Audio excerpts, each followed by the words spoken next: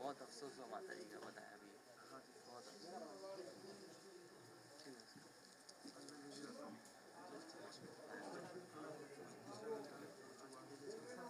हाँ डॉक्टर को मैंने बोल दिया आ जाए डॉक्टर को।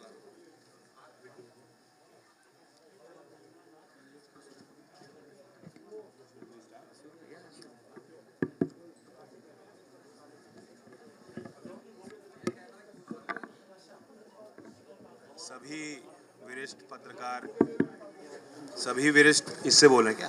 आवाज़ आ रही है ना? अब आ जाएगी। बस ठीक। स्वागत आप ये मुकेश सैनी हमारे अध्यक्ष हैं। बहुत धन्यवाद है, बहुत धन्यवाद।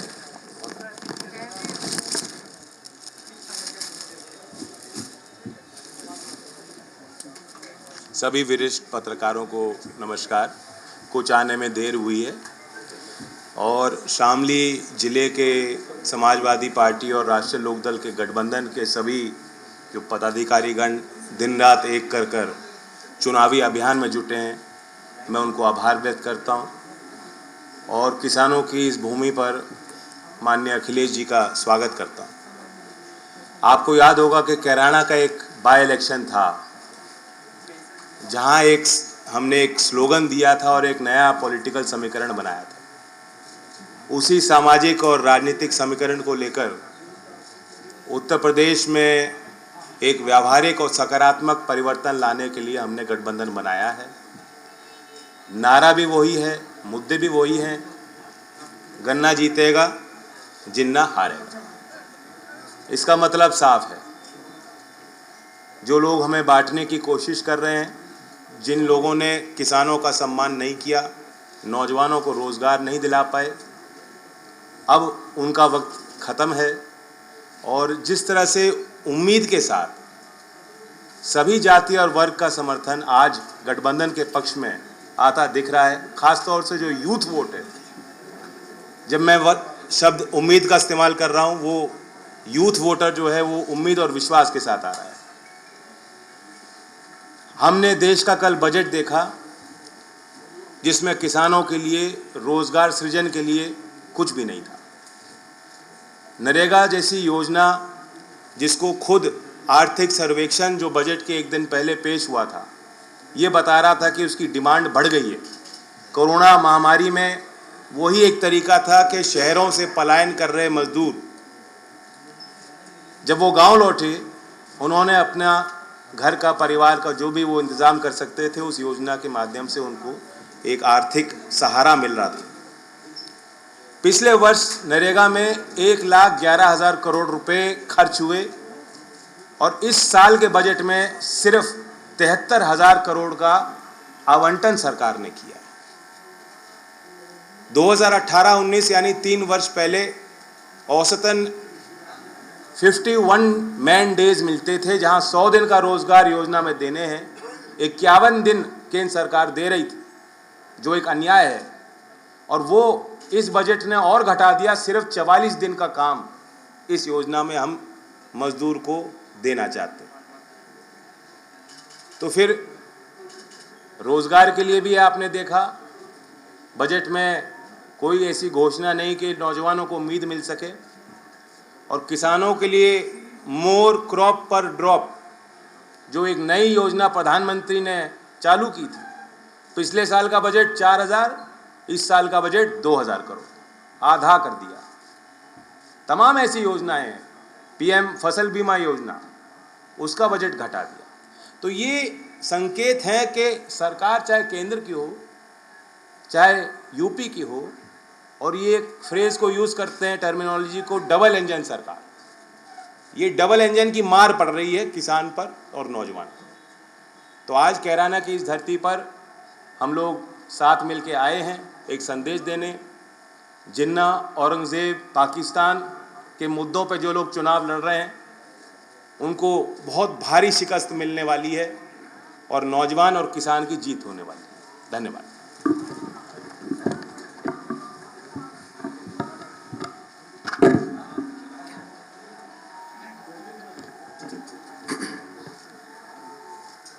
हमारे साथ प्रेस में जयंत चौधरी जी और दोनों दलों के जिलाध्यक्ष, आरएलडी के जिलाध्यक्ष मुकेश सैनी जी, समाजवादी पार्टी के जिलाध्यक्ष अशोक और हमारे साथ तीनों प्रत्याशी जो गठबंधन के वो मौजूद हैं। मैं सबसे पहले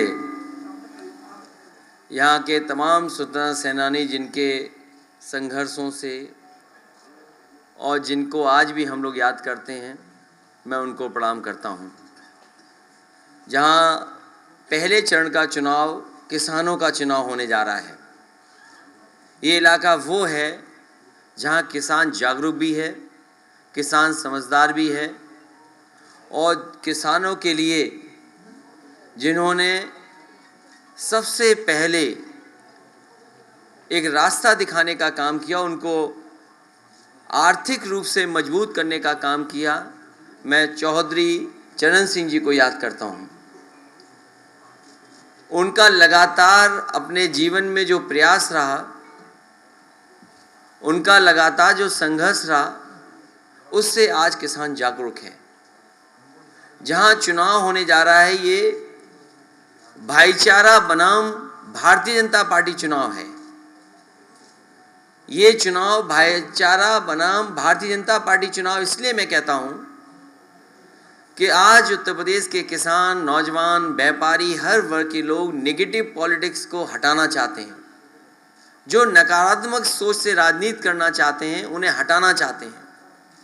और आपने पूरे उत्तर प्रदेश में देख लिया है, इतना आक्रोश और तिरस्कार किसी भी नेता का नहीं हुआ होगा जितना भारतीय जनता पार्टी के विधायक और उनके लोगों का हो रहा है। जहाँ जहाँ से आप जानकारी करेंगे वहाँ खबरें आ रही हैं कि भारतीय जनता पार्टी के नेता जिन गांवों में जा रहे हैं वहाँ जनता आक्रोश में है और कई जगह इनके विधायक, इनके नेताओं को तिरस्कार का सामना करना पड़ रहा है। कल ही देश का बजट आया, कहते हैं अमृत काल का बजट है, अमृत बजट है। तो पिछले जितने भी बजट थे वो क्या जहर थे? ये भारतीय जनता पार्टी के लोग सोचते हैं कि हम शब्दों के खिलवाड़ से लोगों को भ्रमित कर सकते हैं। अमृत काल का बजट, अमृत बजट कहना, पिछले जो भी बजट थे वो जहर समान थे क्या? और अगर हम सही मायने में देखें तो भारतीय जनता पार्टी भी देखिए क्या है, गरीबों के लिए हीरे सस्ते किए हैं, चप्पल जूते सस्ते किए हैं। कितने गरीब को लाभ होगा हीरा अगर सस्ता हो जाएगा तो? जूते चप्पल सस्ते किए। और सच तो ये है कि रोजगार को लेकर के और अपनी परेशानी को लेकर के लोगों के जूते घिस गए हैं। एक भी परेशानी का ये निराकरण नहीं कर पाए हैं। इसलिए जहां Bharatiya Janata party negative politics कर रही, नकारात्मक राजनीति कर रही है, गठबंधन भाईचारा को लेकर के आगे बढ़ेगा। मुझे खुशी है कि शामली में भाईचारा का स्तंभ बनेगा। तीनों के तीनों प्रत्याशी गठबंधन की ऐतिहासिक जीत करके जाएंगे। हम भरोसा दिलाना चाहते हैं जनता को, जो समाजवादी पार्टी और गठबंधन ने वादे किए उन वादों को पूरा करेंगे। सबसे बड़ा यहाँ के कर्मचारियों की मांग हमेशा रही कि ओल्ड पेंशन बहाल हो। मैं अपने कर्मचारी संगठनों को और कर्मचारियों को भरोसा दिलाता हूँ कि पुरानी पेंशन बहाल होगी। वहीं घरेलू बिजली के लिए 300 यूनिट और सिंचाई पहले की तरह किसानों को मुफ्त होगी। ये सरकार ऐसी है जो खाद नहीं दे पाई, अभी भी चीनी मिलों का भुगतान नहीं कर पाई। और जहाँ पर बिजली उत्पादन बढ़ाना चाहिए था, भारतीय जनता पार्टी ने केवल बिजली महंगी की है। जिसके पास भी बिजली का बिल आता होगा उसे जरूर बिल देख करके करंट लगता होगा। हम दोनों लोग, गठबंधन के लोग, एक उम्मीद के साथ जनता के बीच में आए हैं उम्मीद और डर का चुनाव भी है। भारतीय जनता पार्टी के लोग डरा करके चुनाव लड़ना चाहते हैं। मैं आने वाले समय में भरोसा दिलाता हूं कि जिस तरीके से 100 नंबर जो अब 112 हो गई है, पहले तय था कि हर 8 किलोमीटर पे एक गाड़ी होगी या 12 किलोमीटर के बीच में गाड़ी होगी। अगर कानून व्यवस्था को और ठोस कानून व्यवस्था मजबूत करने के लिए अगर गाड़ियों को बढ़ाना भी पड़ेगा और फोर्स को बढ़ाना पड़ेगा, तो समाजवादी सरकार में फोर्स बढ़ेगी। अभी तो पुलिस को जो इंतजाम किया था कि 15 मिनट में पहुंच जाए, 20 मिनट में पहुंच जाए, लेकिन जब गाड़ियां दुगनी हो जाएंगी तो मैं समझता हूं पुलिस का रिस्पांस सिस्टम जो बनाया था समाजवादियों ने, वो कम समय में मदद के लिए पहुंच जाएगा और जो भी कानून व्यवस्था के साथ खिलवाड़ करेगा उसके ऊपर सख्त से सख्त कार्रवाई होगी। मैं ये भरोसा दिलाता हूं। इन्हीं शब्दों के साथ मैं एक बार फिर शामली की जनता से और आसपास के हमारे जितने भी पहले चरण के चुनाव हैं, मैं अपील करता हूं अपने प्रेस के साथियों के माध्यम से कि एक एक प्रत्याशी को जिताने का काम करें। लगातार हम लोग जा करके अपील कर रहे हैं कि जिताएं। यहाँ के इस गठबंधन और समाजवादी पार्टी के जो प्रत्याशी हैं प्रसन्न चौधरी जी, मैं उनके समर्थन में आपसे अपील करता हूं उनकी मदद करें। दूसरे प्रत्याशी अशरफ अली हैं, मैं उनके लिए भी सहयोग चाहता हूं, समर्थन चाहता हूं। तीसरे नाहिद हसन की और समाजवादी पार्टी की इकरा हसन बैठी हैं, मैं समाजवादी पार्टी के प्रत्याशी उनके समर्थन में भी और उनके सहयोग में भी आप सबसे अपील करता हूं कि ऐतिहासिक वोट देकर के ऐतिहासिक जीत दिलाने का काम करें।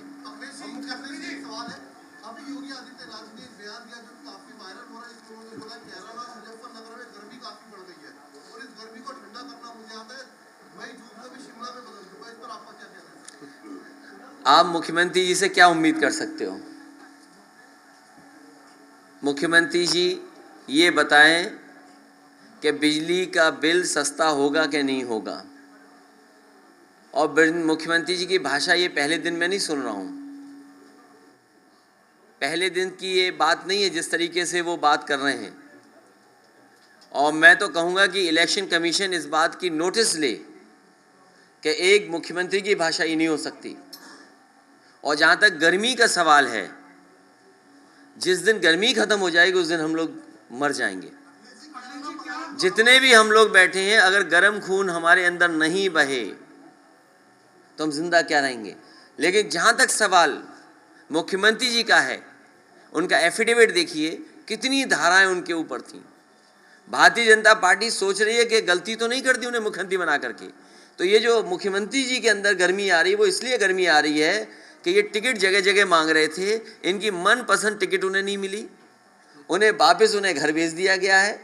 प्रधानमंत्री जी ने इन्हें पैदल पैदल चलाया। जो पैदल पैदल चल रहे हैं और बेदल हैं, कभी मुख्यमंत्री से पूछिएगा उनका दल कौन सा है, क्या वो भारतीय जनता पार्टी के सदस्य हैं? और भारतीय जनता पार्टी ने तय किया है कि जिस तरीके से इन्हें पैदल पैदल चलाया, आने वाले समय में इनको कुछ मिलने वाला नहीं है, इसलिए इनकी भाषा बदल गई है। और जब से गठबंधन के लोग और गठबंधन के लोगों को समर्थन मिला है, इनके चेहरे पर तोते उड़ गए।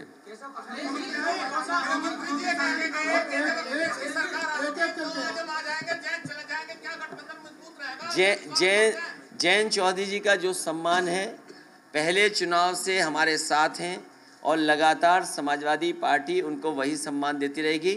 सवाल ये है कि भारतीय जनता पार्टी घबराई हुई है कि किसान इस बार समर्थन कर रहा है गठबंधन का, और किसान ये महसूस कर रहा है कि उसके मान सम्मान का चुनाव है। क्या लोग भूल जाएंगे वो जीप चढ़ा दी गई किसानों के ऊपर जिनकी जान चली गई? क्या भारतीय जनता पार्टी के पास उसका जवाब है कुछ?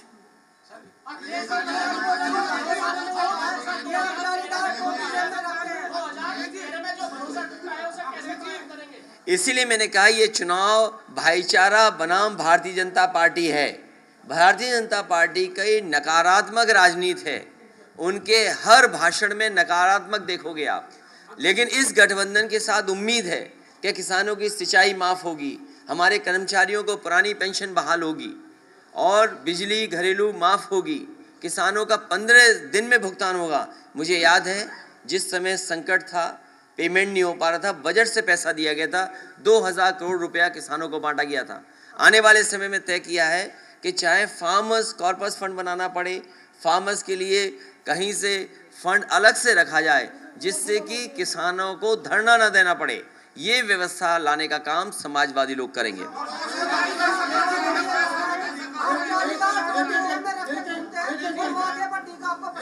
कौन कह रहा? अरे तुम लगा दो टीका। कौन कह रहा है? मैं तो कहूंगा केशव प्रसाद जी आए, हमें जीत का टीका लगा दें आके।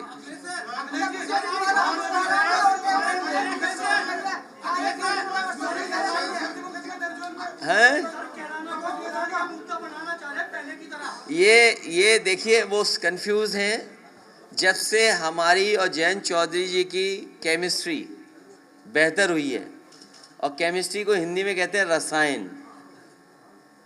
रसायन, और जो लोग पलायन की बात कर रहे हैं उनका राजनीतिक पलायन उत्तर प्रदेश से होने जा रहा है। ये भाईचारा का चुनाव होने जा रहा है। सब एकता पसंद कर रहे हैं, गंगा जमुनी तहजीब को पसंद कर रहे हैं। केवल भारतीय जनता पार्टी को अपनी उपलब्धियां न बतानी पड़ जाएं, इसलिए जानबूझ करके जनता को भ्रमित कर रहे हैं।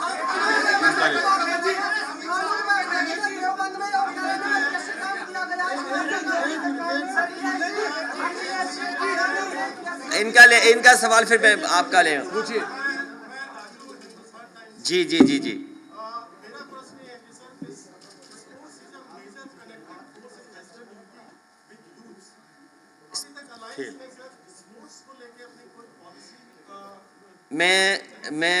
मैं कई बार देखता हूँ नौजवानों को अपनी नौकरी को लेकर के या खेल में कहीं न कहीं प्रतिभागी के रूप में शामिल होने के लिए देखता हूँ, सड़क में, खेत में या जहाँ भी टेम्परेरी व्यवस्था कर लेते हैं। मैं सभी खिलाड़ियों को भरोसा दिलाता हूँ। जिस समय नेताजी ने शुरू किया था यश भारती सम्मान और लगातार खिलाड़ियों को दे रहे थे, उनका भोजन, पौष्टिक आहार बढ़ाना, स्पोर्ट्स फैसिलिटीज़ को, स्पोर्ट्स इंफ्रास्ट्रक्चर के लिए मैं ये भरोसा दिला सकता हूँ कि वेस्टर्न यूपी में बड़े पैमाने पर लोग जाते हैं खेल में और खेल में रुचि रखते हैं। आने वाले समय में अगर हमें ब्लॉक स्तर से नीचे भी जाना पड़ा दौड़ने के लिए और सुविधाएं देने के लिए, स्पोर्ट्स इंफ्रास्ट्रक्चर बनाने के लिए, तो समाजवादी पार्टी विचार करेगी। मैं आपको उदाहरण दे सकता हूँ, बागपत में सुखिंदर तोमर अर्जुन अवॉर्डी प्लेयर थे। एक बार उन्होंने कहा कि उनके गांव में बहुत से बड़े खिलाड़ी हैं, वो चाहते हैं कि एक स्टेडियम बन जाए। उसी समय सरकार ने फैसला लिया, आप पता करिए, वहाँ पर स्पोर्ट्स को लेकर के और ख़ासकर कुश्ती को लेकर के एक अच्छा इंफ्रास्ट्रक्चर तैयार कर दिया है। आने वाले समय में वेस्टर्न यूपी में स्पोर्ट्स इंफ्रास्ट्रक्चर के लिए अच्छा काम होगा और प्रायोरिटी पे काम करके समाजवादी पार्टी दिखाएगी।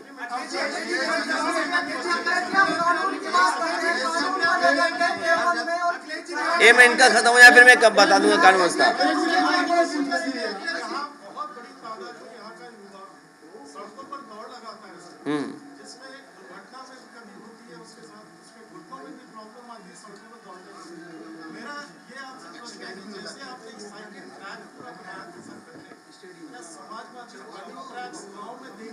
अगर मैं ठीक है, मैं पत्रकार साथी का सुझाव है, क्योंकि मैं मैनिफेस्टो में ये चीज़ लाना चाहता था, लेकिन क्योंकि आप शामली में सवाल पूछ रहे हो, क्योंकि बच्चों के पास बहुत अच्छे शूज़ नहीं होते हैं और क्योंकि वो बहुत ज़्यादा रनिंग करते हैं, उनके पास कोई एडवाइस करने के लिए, सलाह देने के लिए भी कोई ऐसा एक्सपर्ट नहीं होता है, तो वो जो प्रयास करके अपने ही से सीखते हैं।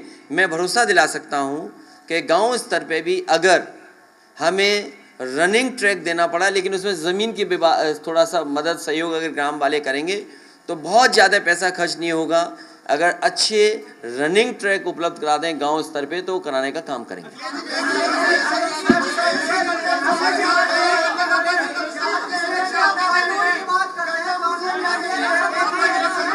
अरे ऐसे तो किसी का सवाल नहीं सुन पाएंगे।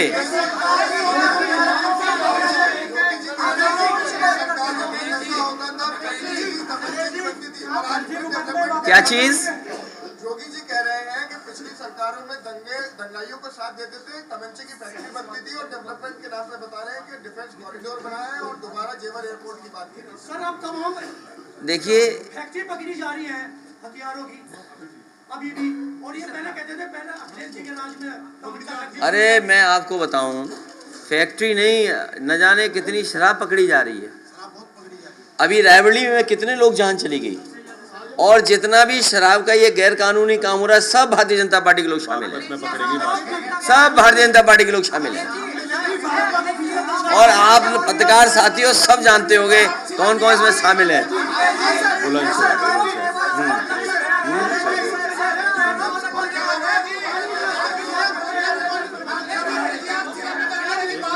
क्या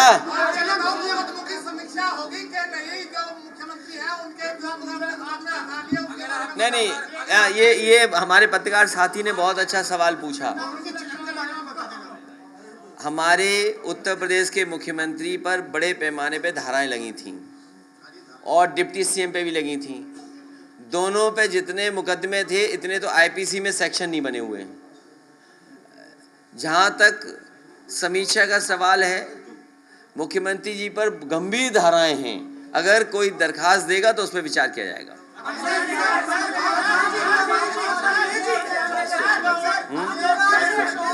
अब आप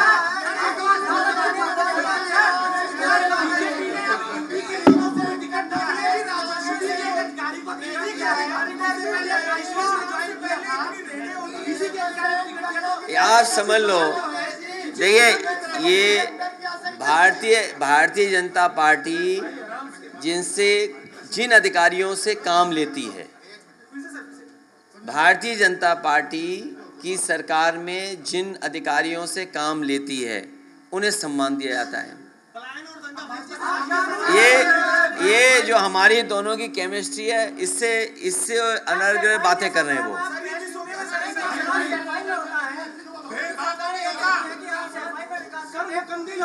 अच्छा ये बताइए, नहीं, ये हमारा साथी पोर्टल के हो गए।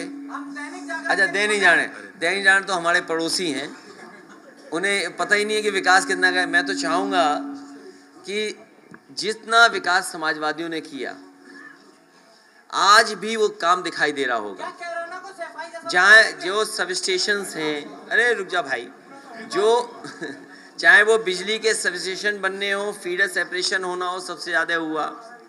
आसपास के जितने भी फोर लेनिंग का कर सकते थे, जहाँ सहयोग सरकार से मिलना था वो भी दिया, प्लस फोर लेनिंग को भी बढ़ाया। जो आज बिजली मिल रही है, मैं बहुत जिम्मेदारी के साथ कह रहा हूँ कि जो बिजली आज उत्तर प्रदेश को मिल रही है, ये सब की सब समाजवादी सरकार या पुरानी सरकारों की बनाई हुई है। भारतीय जनता पार्टी ने एक यूनिट बिजली भी नहीं बनाई, उन्होंने केवल बिल ज़्यादा जनता को दिए हैं। आखिरी सवाल हमारे चुप बैठे पत्रकार साथी का।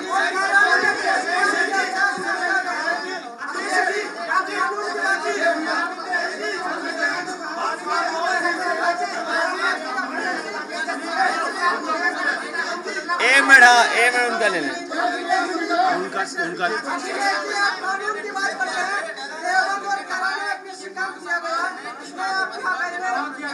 कौन सा बार है?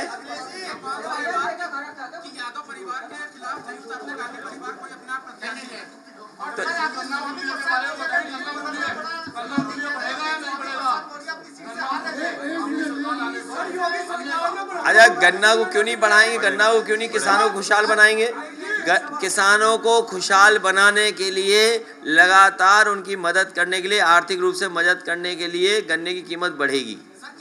और जब भी समाजवादी आए होंगे तो गन्ने की कीमत बढ़ी होगी। ये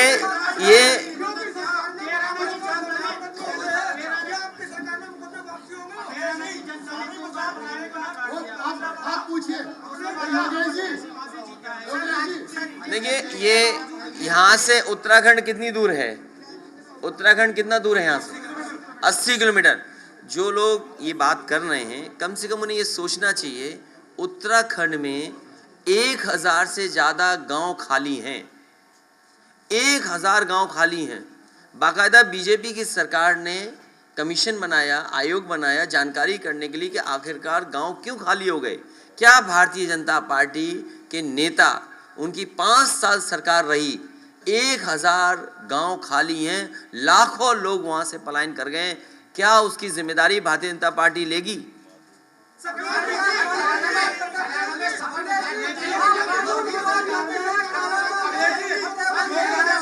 कैराना से लखनऊ पहुंचने के लिए एक्सप्रेसवे बनेगा जो कम समय में पहुंच जाओ। मैंने अच्छा आखिरी घोषणा आखिरी बात फिर हम लोग जा रहे हैं। मैंने जिस समय आरएलडी और समाजवादी पार्टी के मिलकर के सांसद को जिताया था, उस समय मैंने ये कहा था कि इस हिस्से में जोड़ने के लिए अगर एक्सप्रेसवे बनाना पड़ेगा तो चलो, बीजेपी वालों ने गंगा एक्सप्रेसवे तो शुरू किया है, लेकिन बनाएंगे हम ही लोग, और इस हिस्से को आपसे जल्दी लखनऊ पहुंच जाए, 5 घंटे से ज़्यादा समय न लगे, ऐसा एक्सप्रेसवे बनाएंगे जिससे आपकी लखनऊ की दूरी कम हो जाए। एक मिनट पूछिए, क्या कह रहे हैं?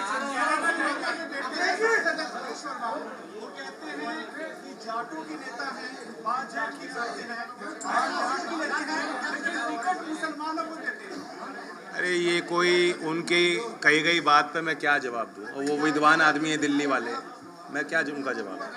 हम देते हैं टिकट, जिसकी भागीदारी होनी चाहिए, सब वर्गों को हमने टिकट दिया। अगर आप गठबंधन के प्रत्याशियों को देखोगे, सभी जाति के लोगों को मौका मिला। नहीं, आपने लखनऊ, एक मिनट मैं एक बार कहूँ, पत्रकार साथी भाई ये बताओ, पति पत्नी की टिकट क्यों काट दी? भाई ये हमसे टिकट पूछ रहे, हमने किसी को क्यों टिकट दे दी? भाई ये बताओ, जो रात भर लोगों को सोने नहीं देता, नहीं, वो बात नहीं है, झगड़े वाली बात नहीं है।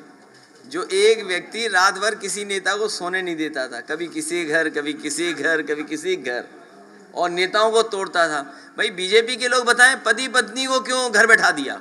कम से कम दोनों की मिलाप करा दें आप। चलिए, जयंत हमारे साथ होंगे।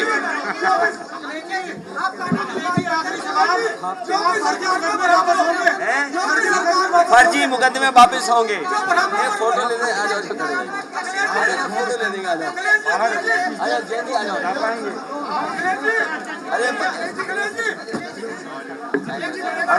आ जाओ सब लोग, आ जाओ ना।